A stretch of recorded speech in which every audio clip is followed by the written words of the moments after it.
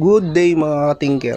Bali, update ko lang kayo dito sa ating solar setup, sa ating mini solar setup.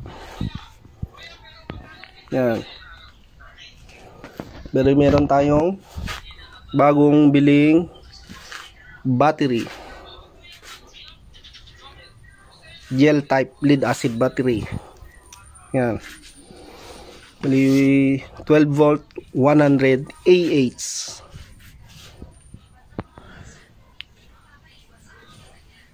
Bali, nabili natin to na kulang-kulang 7K, 7,000. Kulang-kulang 7,000. Pati shipping fee. Yan, bali gumawa na rin tayo ng patungan. Yan.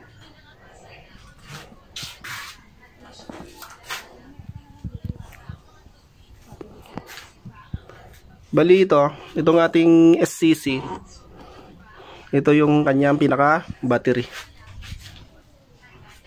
Tapos ito namang battery na ating 18650, ito yung kanyang SCC. Yan. Separate sila ng SCC. Saka separate din sila ng panel. Yan. Bali maliit lang yung panel nito. Ito is nasa 550 watts ang panel nito.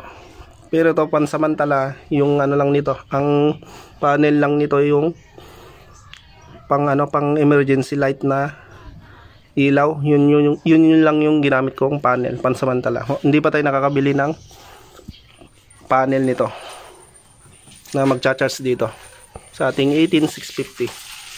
Bili ito, ang gamit nito is pang charge muna ng cellphone. Yan, nagcha-charge tayo ng cellphone. Yan. Pwede rin to pang charge ng cellphone. Meron siyang clip. I-clip mo lang yung positive, negative. Yan, gagana na to. Yan, i-clip natin. Okay din tong ganito charger ng cellphone. Tapos negative. So ayan, yung nabibiling ganito wala pa siyang switch, nilagyan lang natin siya ng switch. Ayan, pag in-on mo na siya, bilhin yung harap. Ayan, pag sinits mo na yan, ayan, ilaw na siya. Pwede mo nang isalpak yung pinaka charging connector ng yung cellphone. Ganito, para pwede ka na mag-charge. So ayan, pwede ring dito. Ayan, pwede ka din dyan mag-charge.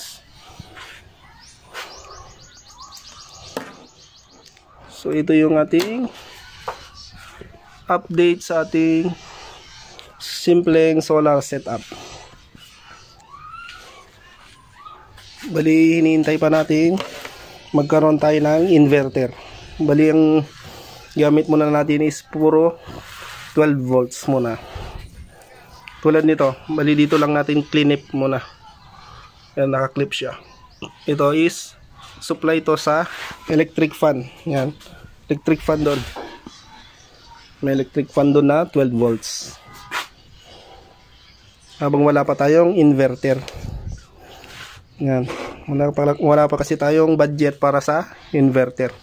Balak kasi natin bumili ng pang 2 kilowatt o 2,000 watts na inverter. Wala pa tayong budget, kaya puro 12 volts muna ang gagamitin natin. Yan, bali meron tayong nabiling pang convert ng electric fan dito. Yan, magdadagdag tayo ng 12 volts na electric fan. Kasi isa lang yung electric fan natin na 12 volts. Yan. Ito yung pang-convert sa electric fan para maging 12 volts. Bali, 2 piraso to.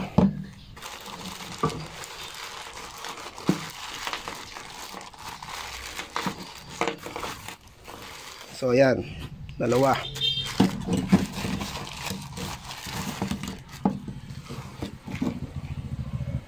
So yan, 2 yung kinuha nating 12 volts na motor. na pang convert sa mga electric fan. Ayan. So ayan, pag nakabili na kasi tayo ng ng inverter, is papaganahin natin yung pinaka pump natin doon sa likod para free na siya, hindi na siya magkukonsumo ng kuryente. Yan.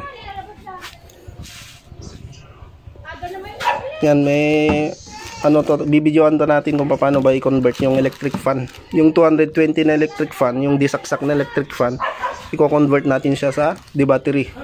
Magiging 12 volts siya. Yan, update ko na lang to kung paano ba gawin. So ayan, bali ang supply nito muna is ating Wi-Fi. Tapos meron din siyang electric fan na 12 volts. Bali ang voltage niya is 13.6. Partida yan mga katingker. Yung ating solar panel ay nakabalot pa siya, meron siyang plastic. Kasi nga may yung on natin.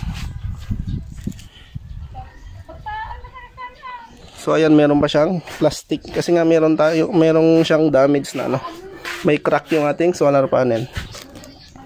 Umuulan-ulan dito, kaya sinigurado ko lang muna kasi ilalagyan muna natin siya ng epoxy bago natin siya i-expose. Lagyan natin ng epoxy yung mga crack. Yan. Pero kahit nakatakip siya, is kayang-kaya niyang i-full charge.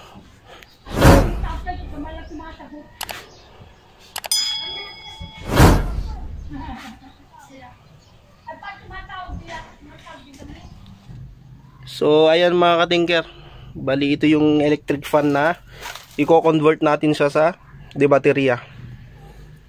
Yan, bali itong i-convert natin. Isang stand fan. Yan, bali dalawa yung nabili natin pang convert na 12 volts na motor.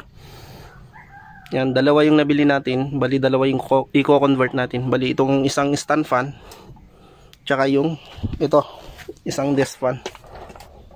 Ay, may damage yung LSC. Yan, nahanap na lang to tayo.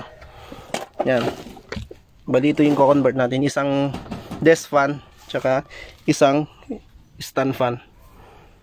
Yan yung i-convert natin para pwede na siyang isalpak sa baterya. 12 volts na siya. Hindi na siya disaksak 220 volt. Yan.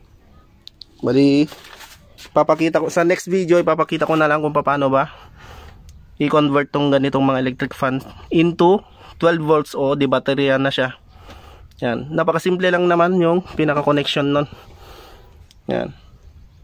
So, maraming salamat.